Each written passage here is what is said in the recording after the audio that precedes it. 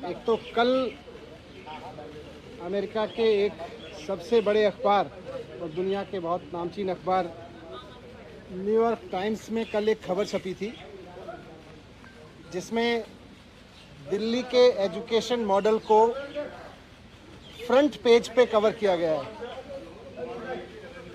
ये भारत के लिए बहुत बड़ी बात है, बहुत गर्व की बात है कि देश का एजुकेशन मॉडल उस तरफ जा रहा है जहां दुनिया उसकी चर्चा कर रही है। भारत के एजुकेशन मॉडल में दुनिया को कुछ ऐसा दिखाई दे रहा है, दुनिया के सबसे बड़े अखबारों को ऐसा दिखाई दे रहा है ताकि वो दुनिया को प्रेरित कर सकें, उससे दुनिया को बता सकें। ये हमारे लिए गर्व की बात है। अभी मैं ये देख रहा था कि इसी न्यूयॉर्क टाइम्स के फ्रंट पेज पे करीब 1.5 साल पहले ये तस्वीर छपी थी, आपने भी देखा होगा, जिसमें कोविड के दौरान नदी के किनारे जलती हुई लाखों लाशों की तस्वीरें छपी थीं। कोविड के दौरान लाखों लाशें मां गंगा के किनारे पर किस तरह से गैर इंसानियत से जलाई गई थी, उसकी तस्वीर, उसकी खबर न्यूयॉर्क टाइम्स में छपी थी 1.5 साल पहले। जब ये खबर हमने देखी थी और देश के लोगों ने देखी थी तो एक भारतीय के नाते थोड़ा अपने आप पे शर्म आई थी, अपनी गवर्नेंस पे शर्म आई थी, अपने मॉडल पे शर्म आई थी। दुनिया में कोविड हैंडल हो रहा था लेकिन हम ऐसे हैंडल कर रहे थे, इस पे शर्म आई थी कि भारत में कोविड ऐसे हैंडल हो रहा है। कल जब ये खबर छपी तो एक भारतीय के नाते सबको गर्व हुआ कि भारत में एजुकेशन का ऐसा मॉडल है जिसको न्यूयॉर्क टाइम्स जैसे अखबार फ्रंट पेज पे लीड स्टोरी बना बना के पूरी पिक्चर और पूरी स्टोरी छाप रहे हैं, इतना बड़ा आर्टिकल छाप रहे हैं। ये मेरे लिए भी गर्व की बात है, लेकिन मैं बहुत विनम्रता के साथ कहना चाहता हूँ कि ये खबर मेरी उपलब्धि नहीं है। ये खबर मेरी वजह से नहीं छपी कि मैंने कुछ ऐसा कर दिया जिसकी तारीफ हो रही है। ये एक्चुअली दिल्ली के टीचर्स की तारीफ है। तो आज जब न्यूयॉर्क टाइम्स के फ्रंट पेज पे दिल्ली के टीचर्स का काम छप रहा है और सारी दुनिया उनकी तारीफ कर रही है, तो मैं दिल्ली के टीचर्स को बहुत बहुत बधाई देना चाहता हूँ। मैं उनको कहना चाहता हूँ कि इसी तरह से लगे रहिए। लाखों करोड़ों बच्चे, आने वाली पीढ़ियाँ इस बात को याद रखेंगी कि दिल्ली के टीचर्स ने और दिल्ली के बच्चों ने इतनी मेहनत की कि उनका काम दुनिया में, सारी दुनिया के सर चढ़ के बोला, सारी दुनिया में भारत की तारीफ का कारण बना। ये हम सब के लिए और ख़ासतौर से हमारे टीचर्स के लिए गर्व की बात है।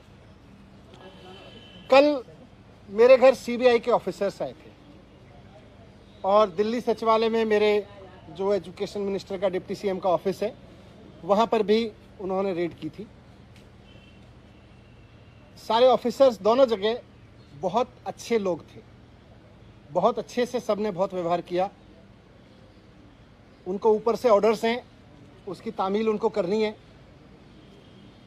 जो भी उनसे सही गलत कराया जा रहा है वो ऊपर के ऑर्डर से कराया जा रहा है। लेकिन मैं व्यक्तिगत रूप से खुद और अपने परिवार की तरफ से उन तमाम सीबीआई ऑफिसर्स का बहुत धन्यवाद करना चाहता हूं जिन्होंने कल बहुत अच्छे से मेरे परिवार के साथ व्यवहार करते हुए मेरे घर को सर्च किया। और मुझे व्यक्तिगत रूप से उनसे मिलके अच्छा लगा। सीबीआई कोई अपने घर पे नहीं चाहता है, लेकिन अच्छे लोग थे, अच्छा लगा। जिस एक्साइज पॉलिसी के बारे में ये सारा विवाद खड़ा किया जा रहा है, मैं उसके बारे में कहना चाहता हूं कि वो इस देश की सबसे बेस्ट एक्साइज पॉलिसी है और उस पॉलिसी को हम पूरी ट्रांसपेरेंसी और पूरी ईमानदारी से लागू कर रहे थे और बहुत ईमानदारी से वो पॉलिसी तैयार की गई।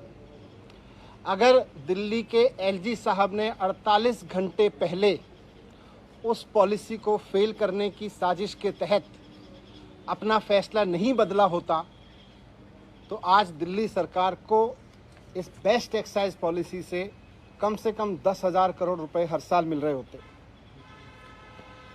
ये लोग कह रहे हैं कि इस पॉलिसी में बहुत बड़ा घोटाला हो गया। कल मैं मनोज तिवारी जी का एक प्रेस कॉन्फ्रेंस देखा मैंने। मनोज तिवारी जी कह रहे थे कि 8,000 करोड़ का घोटाला हो गया है एक्साइज पॉलिसी में। मनीष सिसोदिया ने 8,000 करोड़ का घोटाला किया। फिर थोड़ी देर बाद बीजेपी के और एक नेता आए प्रेस कॉन्फ्रेंस करने या शायद किसी मीडिया में बात करने, वो बोले 1100 करोड़ का घोटाला मनीष सिसोदिया ने किया है। फिर मैं सोच रहा था कि एलजी साहब ने जो प्रेस रिलीज जारी किया था उसमें उन्होंने लिखा था 144 करोड़ का घोटाला कर दिया मनीष सिसोदिया ने। कल फिर जब सीबीआई के ऑफिसर्स आए तो वो एफआईआर लेके आए थे, उसमें ना 8000 करोड़ का जिक्र था, ना 1100 करोड़ का जिक्र था। उसमें लिखा था सोर्सेज कह रहे हैं कि 1 करोड़ का घोटाला हुआ है। सोर्सेज कह रहे हैं कि 1 करोड़ का घोटाला हुआ है, ये सीबीआई की एफआईआर कह रही है। इसमें ना 144 करोड़ का जिक्र है, ना 11,000 करोड़ का जिक्र है, 1100 करोड़ का, ना 8000 करोड़ का मनोज तिवारी जी वाला जिक्र है। मैं कह रहा हूं कि ये सब बकवास है, ये सब बकवास कर रहे हैं। इस पूरी पॉलिसी में कोई घोटाला नहीं हुआ, बहुत शानदार पॉलिसी है। और जो ये लोग कह रहे हैं, इनको ना तो कुछ पता है, ना इन्होंने कुछ पढ़ा है, बस इनको तो कहीं से कोई स्क्रिप्ट जो दी जाती है ये उसको रटते हैं। मैं आज आपको बताता हूं कि इस पूरे शोर शराबे के पीछे असली कहानी क्या है, इसका सच क्या है। सच ये है कि मुद्दा शराब का घोटाला है ही नहीं। इनको शराब के किसी घोटाले की चिंता नहीं है, इनको घोटाले की चिंता नहीं है। अगर इनको शराब के घोटाले की चिंता होती तो गुजरात में हर साल 10,000 करोड़ रुपए की एक्साइज चोरी होती है। अगर शराब की एक्साइज की चोरी की अगर चिंता इनको होती, एक्साइज के घोटाले की इनको चिंता होती, तो आज ये सीबीआई का पूरा हेडक्वार्टर गुजरात में शिफ्ट करा देते 10,000 करोड़ का घोटाला रोकने के लिए। और यही लोग करवा रहे हैं, जो लोग सीबीआई को इंस्ट्रक्शंस दे रहे हैं ना, यही लोग गुजरात में 10,000 करोड़ रुपए की एक्साइज की चोरी कर रहे हैं। लेकिन इनको घोटाले की चिंता नहीं है। शराब की एक्साइज की पॉलिसी में हो रही चोरी की किसी की चिंता नहीं है, क्योंकि गुजरात में 10,000 करोड़ की चोरी हो रही है, वहां सीबीआई नहीं भेजते। अगर घोटाले की चिंता होती तो ईडी का दफ्तर वहां खुल जाता, ईडी का पूरा हेडक्वार्टर वहां शिफ्ट हो जाता, वहां नहीं हो रही कोई धरपकड़। इसलिए मुद्दा तो करप्शन है ही नहीं, मुद्दा तो शराब का घोटाला है ही नहीं, मुद्दा तो घोटाला है ही नहीं। अगर मुद्दा घोटाला होता तो प्रधानमंत्री जी ने कुछ दिन पहले बुंदेलखंड एक्सप्रेस वे का उद्घाटन किया था। आप सबने देखा था, आप सबने दिखाया था, सारे मीडिया ने चलाया था, और सारे मीडिया ने देश के बहुत शोर से बताया कि प्रधानमंत्री जी ने जिस हाईवे का, एक्सप्रेस वे का उद्घाटन किया था, 5 दिन के अंदर अंदर वो पूरी तरह से धंस गया। बहुत बड़ा घोटाला हुआ वो एक्सप्रेस वे बनाने में, हाईवे बनाने में। अगर मुद्दा करप्शन होता तो आज सीबीआई और ईडी प्रधानमंत्री द्वारा उद्घाटित किए गए उस महामार्ग के घोटालेबाजों को पकड़ रही होती, उनके घर रेड कर रही होती, जिन्होंने इतना बड़ा घोटाला कर दिया कि प्रधानमंत्री जी ने जिस एक्सप्रेसवे का उद्घाटन किया 5 दिन में धंस गया। वो है घोटाला। लेकिन जैसा मैं कह रहा हूं, मुद्दा घोटाला है ही नहीं। शराब या एक्साइज की चोरी इनकी परेशानी है ही नहीं, इनकी परेशानी है अरविंद केजरीवाल। इनकी परेशानी है कि अरविंद केजरीवाल जिस तरह से अब पूरे देश में एक काम करने वाले ईमानदार नेता के रूप में पहचान बनाते जा रहे हैं और पूरे देश के लोग अब उनको पसंद करने लगे, इनकी परेशानी ये है। और पंजाब के बाद तो पूरे देश में अरविंद केजरीवाल जी को एक राष्ट्रीय विकल्प के रूप में देखा जाने लगा है, इनकी परेशानी ये है। ये जो पूरी कार्रवाई मेरे खिलाफ हो रही है, ये जो पूरी कार्रवाई मेरे दफ्तर में हो रही है, मेरे घर में रेड डाली जा रही है, ये हो ही इसलिए रही है कि अरविंद केजरीवाल जी को रोकना चाहते हैं। ये अरविंद केजरीवाल जी को रोकने की जो साजिश रची जा रही है उसी स्क्रिप्ट का हिस्सा है। आप सब जानते हैं, देश जानता है कि अरविंद केजरीवाल जी की सबसे बड़ी ताकत है कि वो एक बहुत कट्टर ईमानदार नेता है। अरविंद केजरीवाल जी की दूसरी सबसे बड़ी ताकत है कि उनको काम करना और काम करवाना आता है। उनको दिल्ली का एजुकेशन ठीक करके उन्होंने दिखा दिया कि एजुकेशन कैसे ठीक होता है। उन्होंने हेल्थ ठीक करके दिखा दिया कि हेल्थ सिस्टम कैसे ठीक होता है। आज दुनिया भर में मैंने दिखाया आपको, आज अरविंद केजरीवाल जी की वजह से दुनिया भर में भारत का नाम रोशन हो रहा है। इसलिए आज ये इत्तेफाक नहीं है कि हेल्थ और एजुकेशन पर दुनिया भर में भारत का नाम रोशन करने वाले अरविंद केजरीवाल जी के हेल्थ मिनिस्टर के छापे डाले जा रहे हैं, उनको जेल में डाला जा रहा है। उनके एजुकेशन मिनिस्टर के छापे डाले जा रहे हैं, उनको मुझे जेल में डालने की तैयारी की जा रही है। मेरी गलती ये थोड़ी ना है, वो भी जानते हैं कि कोई भ्रष्टाचार नहीं हुआ।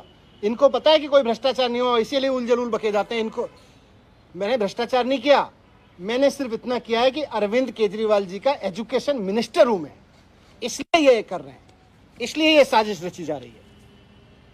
इन्होंने पहले अरविंद केजरीवाल जी के हेल्थ मिनिस्टर को गिरफ्तार किया, फिर कल मेरे यहां रेड डाल दी, अब 2-4 दिन में मुझको भी गिरफ्तार कर लेंगे। तो हेल्थ और एजुकेशन मॉडल जो है अरविंद केजरीवाल जी का, इनका मकसद है कि उसको रोका जाए।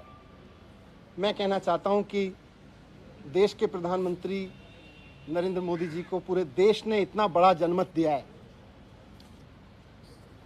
ये शोभा नहीं देता प्रधानमंत्री जी को, नरेंद्र मोदी जी को ये शोभा नहीं देता कि वो इस तरह की छोटी छोटी सोच रखते हैं कि कोई आदमी काम करे तो उसके हेल्थ के काम को रोक लो, एजुकेशन मिनिस्टर को जेल में डालो, हेल्थ मिनिस्टर को जेल में डालो, क्योंकि वो अच्छा काम कर रहे हैं, क्योंकि सारी दुनिया में तारीफ हो रही है।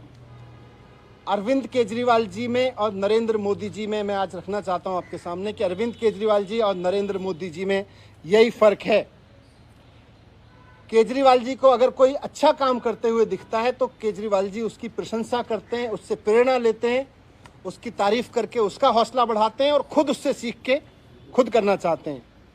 मोदी जी का रुख यह है कि उनको अगर कोई अच्छा काम करता हुआ दिखता है तो वो उसके काम को रोकना चाहते हैं, उसके काम को साजिश के तहत रोक के उसके लोगों को और उसको सीबीआई और ईडी का डर दिखा दिखा के उसको रोकना चाहते हैं। 2 दिन पहले अरविंद केजरीवाल जी ने make in India campaign launch किया।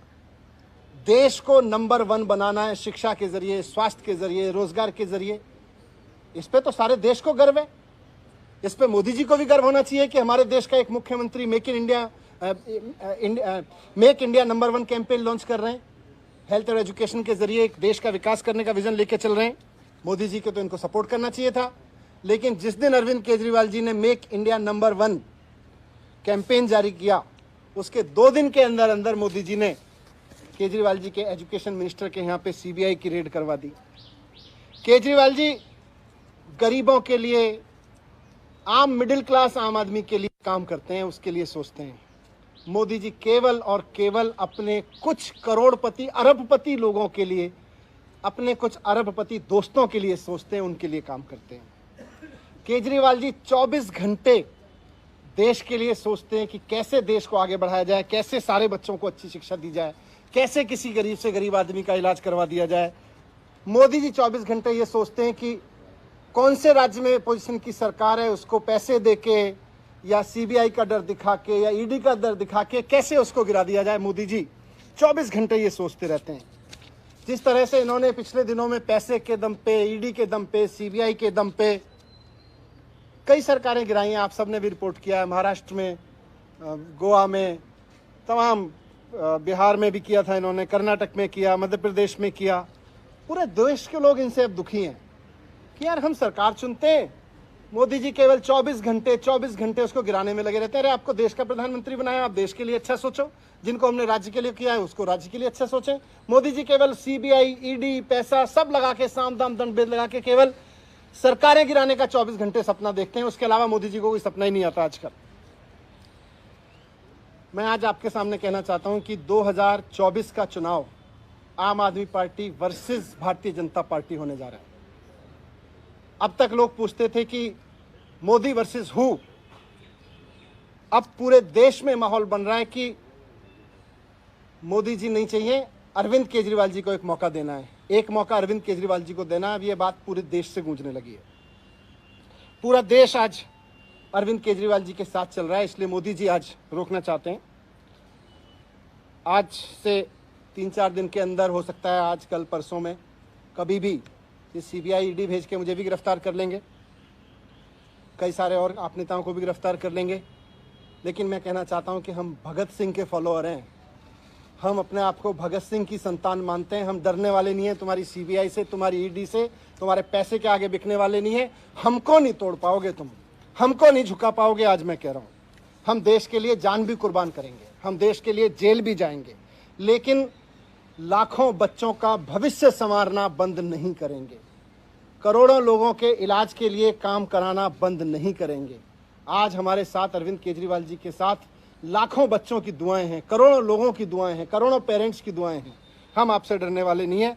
अगला चुनाव तो अब मोदी वर्सेस अरविंद केजरीवाल होकर रहेगा। धन्यवाद। मनीष जी, जब आप ये बात कर रहे हैं तो सवाल ये उठते हैं कि रेड जो हुई वो एक्साइज पॉलिसी को लेकर हुई और आप एजुकेशन और हेल्थ पे चले जाते हैं।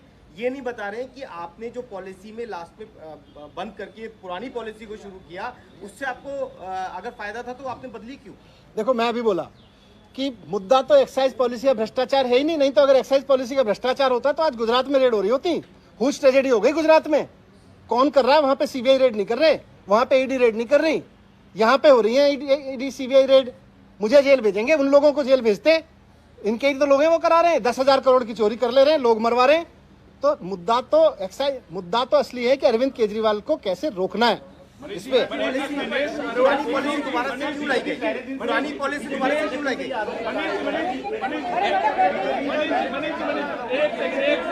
बीजेपी पहले दिन से ये आरोप लगा रही है कि 144 करोड़ रुपए जो हैं धारकों के रिफंड किए गए और ये चीफ सेक्रेटरी की रिपोर्ट में भी ये वाली बात है जिससे मैं कह रहा हूँ ये सीबीआई की एफआईआर है। इसमें मनोज तिवारी के 8,000 करोड़ का घोटाला कहाँ है? इसमें बीजेपी के नेताओं के 1100 करोड़ वाला घोटाला कहाँ है जो कह रहे हैं? इसमें वो 140 करोड़ का घोटाला कहाँ है? बताएं। इसमें लिखा है कि सोर्सेज कह रहे हैं कि 1 करोड़ का घोटाला हुआ है।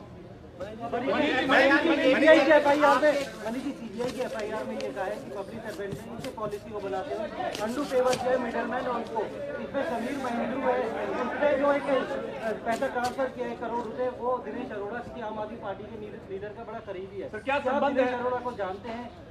क्या ये क्या है? मैं तो कह रहा हूं अगर मुद्दा घोटाला होता तो आज सीबीआई बड़े बड़े जो किंग पिंस 10,000 करोड़ का घोटाला कर रहे हैं उनके यहाँ बैठे होते। मेरे यहाँ किसी के यहाँ बैठे हैं, उनको भी पता है कि घोटाला नहीं है, बैठे हैं। ठीक है, थैंक यू।